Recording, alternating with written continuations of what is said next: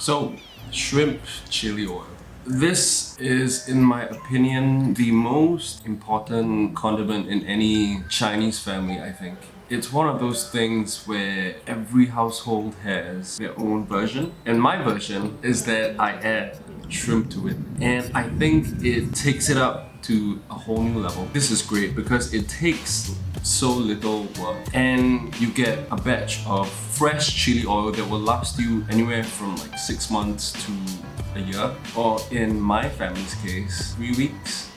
It's umami, it's delicious, it's so versatile. I even put it on freaking pizza. So I need a top up and we're gonna make a fresh batch together. So yeah. Let's make this shit. Wow, this sauce is amazing. So off the bat, these are the ingredients that you're gonna need for your chili oil. 5 pots of Staranise, a cup of cloves, 3 bay leaves, 1 stick of cinnamon, 4 cloves of garlic, 3 cloves of small red onions, 3 tablespoons of Szechuan Peppercorns, as well as 1.5 tablespoons of Black Peppercorns. And of course, the star of the show, 3 tablespoons of dried shrimp.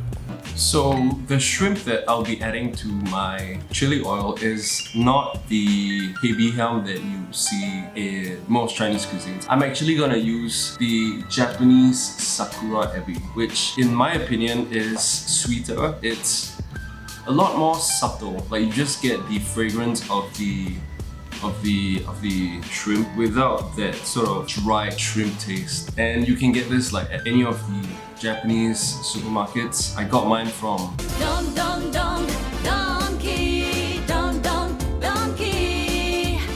Go ahead and add in all of those in a medium-sized saucepan along with a pint of neutral oil. Put it on the lowest heat setting possible and let it infuse for at least 1 hour. Give it a toss every now and then to make sure nothing's burning. A good indicator of when it's almost done is when your onions and garlic become golden brown like that. At this point, grab a big bowl and toss in 1 cup of Szechuan chili flakes, as well as 2 teaspoons of MSG, as well as just a sprinkle of salt at this point. Give it a nice mix and filter in your hot aromatic oil. Now you'll notice that the oil isn't bubbling too much. If you prefer a more roasted flavor, go ahead and turn up the heat on the oil 5 minutes before pouring it in. Be sure not to burn your spices though. Give it a good mix and you are pretty much done. Now you can try to pour it in one go and up like I do every time, or just accept your fate and do it slowly. Lastly, don't forget to label the date of production just so you can keep track of its shelf life. So this is pretty much ready to use, but just take note that you haven't yet seasoned this guy. I only added a little bit of salt and MSG, but you know, to really like get this guy to shine, when you use it, you should just whack it with some soy sauce, some black vinegar, and it's gonna be chef's kiss, bro. So now we're gonna make one of my favorite snacks with one of my favorite condiments. I don't really have a name for this. It's just something that's quick and easy to make, and it's dope as f. I guess it's garlic, shrimp, oil, noodles. It takes 3 minutes once you got this guy. For the noodles, you can definitely make your own noodles, like I did in my mazusoba video, which I'll link either here. But for today, just to prove that it's super convenient, I'm going to be using one of these guys. In a serving bowl, scoop in 2.5 tablespoons of your fresh chili oil, 1.5 tablespoons of soy sauce, as well as 1 tablespoon of black vinegar. Toss in your ready cooked noodles and give that a good mix.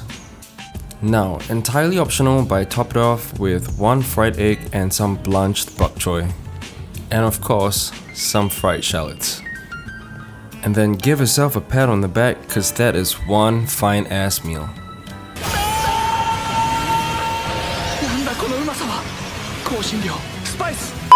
Hello! So this is a beautiful meal that I would gladly have after work instead of tapaoing some fast food to eat while I binge watch on Attack on Titans. Shout out to all the Attack on Titans fans out there.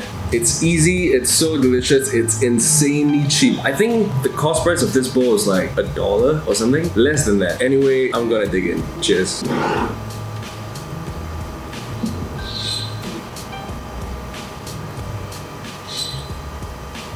Ooh.